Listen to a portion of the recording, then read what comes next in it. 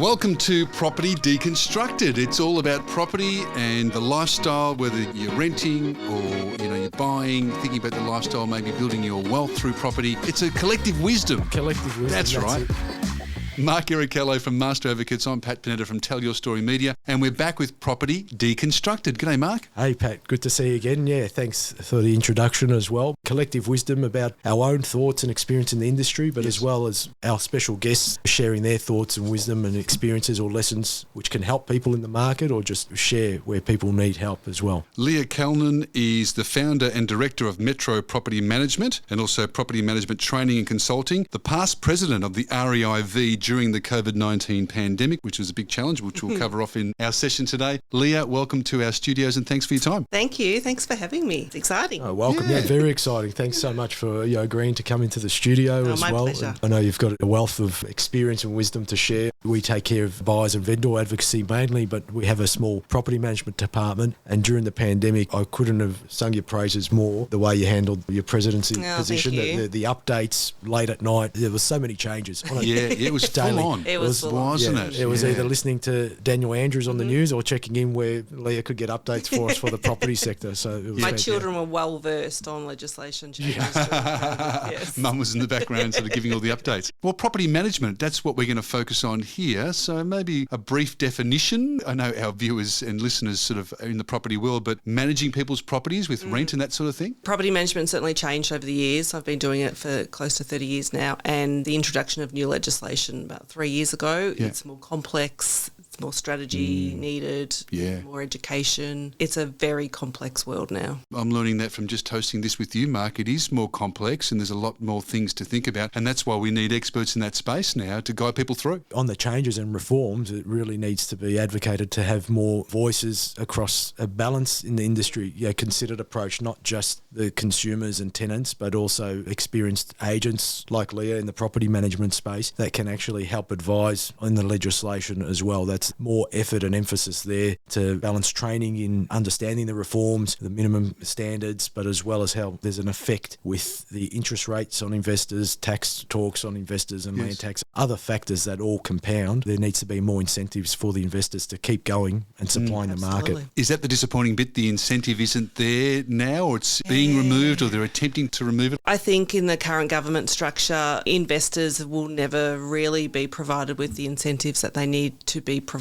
with in order for them to remain in the market. We saw that exit through the COVID years. Unfortunately, we know that the property industry brings in about close to 50% of the income through to the states. Yes. Budgets. So you're the honeypot in a way. Is that what you're thinking they've come to you? Investors and those paying land tax and stamp duty and, the developers and everyone else, absolutely. So, whilst those incentives are absolutely needed, are they going to come? Probably not. We'll just never see enough social housing being built, not in my lifetime. No, I don't have confidence there. I think the government is picking a number when it comes to social housing, but we need the private sector to do the heavy lifting in that space. That's right. And the private sector has evolved over the last 30, 40, 50 years. People buy properties in order to support themselves through, that wealth creation and ensure that they're not supported by the pension. So I think the average stat, I think it sits at about 75% of investors own one property. Whether it be the media or this sort of perception where it's just rich people with many homes, and 75% have one or mum and dad sort of investors. Yeah, and really you need a few to be self-sustained in retirement, given the fact that that might be 20 or 30 years away with inflation, population growth. In current times, the incentive to just help supply the market and the rate of migration,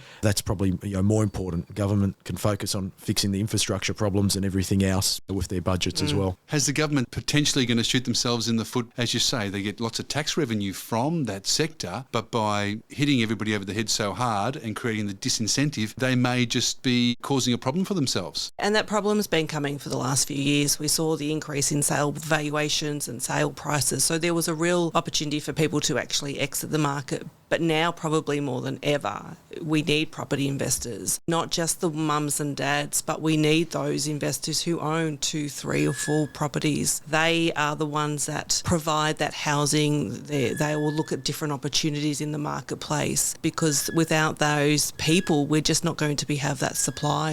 And when you've got a vacancy rate that sits at less than 3%, 3% is deemed normal. Anything under 3% is critical. And I think at the moment we're at 0.8 or something along those those lines. Yeah, it's the lowest I've seen. Yeah. I was raised in a real estate office, but then 20 years working in the game myself. It's the lowest I've ever seen, even with the demand. And we're seeing sentiments of that GFC period where you have people lining up and desperate for rental property, going to short stay in between buying and selling or renting property because there's nothing around. I don't know if you can paint a picture on the sentiment in the market. It's really challenging. There's a few different factors to consider. You've got a lot of prospective tenants out there who are looking for property, and there's a level of frustration because there's not enough property. So that creates angst for those people in that property management space showing property, which is not always pleasant. You also then have increased rents. Never in my lifetime in being property management have I seen rents increase at the speed they have. For example, you could negotiate a rent increase to be issued today, and by the 60-day notice period, the rent could have moved again. But the interesting thing at the moment we're seeing, particularly in the Mornington Peninsula, there seems to be an increase in properties coming off that short stay because there's a lot of rumblings around penalties, fines that government's going to introduce to that short stay market. So they're coming back onto the rental market. So you'll see an increase in that availability down there, but that's the only area that we've seen across the state which has had an increase in supply. Where they forced them into the longer term fixed rentals. Yeah. They'd be quite desperate to try and find solutions now to catch up. Yeah, that's exactly right. And it seems that, the investors are forced to make these decisions, whether they do short stay or they put it on the private rental market for 6 months and then see what happens. That then compounded with, the recent announcement through budget around the introduction of the additional land tax. Even those owners that own an apartment will potentially be penalised. So there is a big angst. My phone went nuts that afternoon of the budget.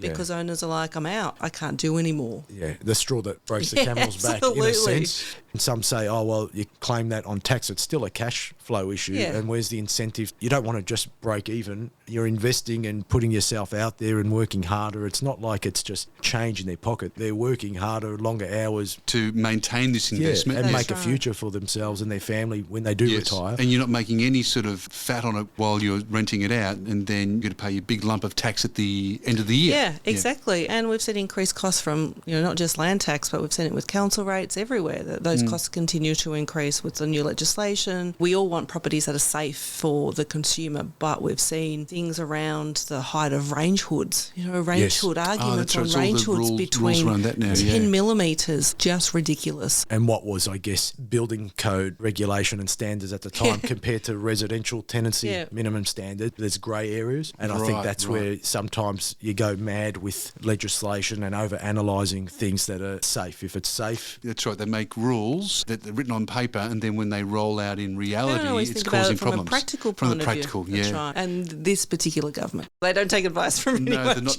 No, that's right. For those, we're focusing on Melbourne and Victoria here, our listeners, but for those outside of Melbourne and Victoria, the government here, Mr. Andrews doesn't tend to sort of take that advice on board. I guess that's all a dark picture. Let's lighten it up a bit. Where is it going? Is there opportunity? And can we still get in there and get an investment property and have a happy person renting the place and make some money? Is it possible that we could do that still? Yeah, look, I think the vast majority of investors that enter the market have a good experience. The vast majority of owners, landlords, RRPs as they're now referred to, they do the right thing. They're good people. And the vast majority of tenants do the right thing. Yes. It's just that tarnished aspect of, what we see on a current affair and, they make the news or, challenging situations. But, there's definitely opportunity out there. There always is. It's just for those investors that want to take that, I suppose, a bit of a leap of faith at the moment and see what they can potentially afford and what sort of return it comes with. Yeah, and that's right, affordability, and there's always opportunity to, compromise of where you are investing. You're not restricted to one geographical area. You can compromise on a few suburbs, a few different pockets and property types that can perform well. Make a sacrifice and compromise, A bit more strategy involved, think about what you can afford and where you want to go and that sort of stuff. Yeah. And those customers who phoned you and said, I'm out and sort of hit the roof, was it just a moment of, emotional outburst, or do you see people just they're really exiting? They are really. That's a worry. My particular business is a little bit different because we're not geographically located. So we're talking from an apartment in Richmond to a townhouse in Maidstone to a property in Dramana. So there's not just one particular pocket that is going out, it's across the board. And a lot of our clients are interstate, so they say, you know what, I might actually just take my money and invest it in somewhere else. That discussion is happening across a broad area, and then you've got the supply coming out. If they sell, it may happen that a first home buyer or someone takes it out of the private rental market, or young professionals occupying. That's right, and that seems to be the very large misconception. People automatically assume that just because it comes out of the rental market, that's a good thing. And it is to allow that first home buyer to get into the market, absolutely. But it doesn't replenish the 1, 2, 3, 100 properties from the rental market that is needed. Yeah.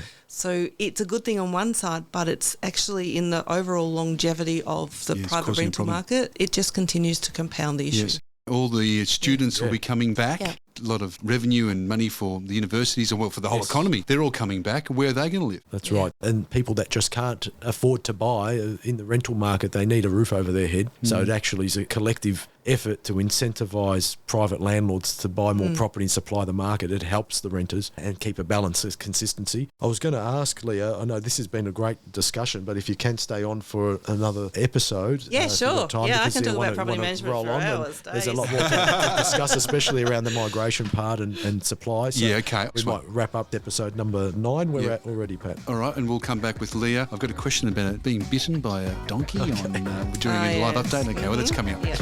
Thanks for that. So thank you for being here for this episode of Property Deconstructed. We're returning with Mark Errichiello, Leah Calnan, and I'm Pat Panetta very soon here on Property Deconstructed.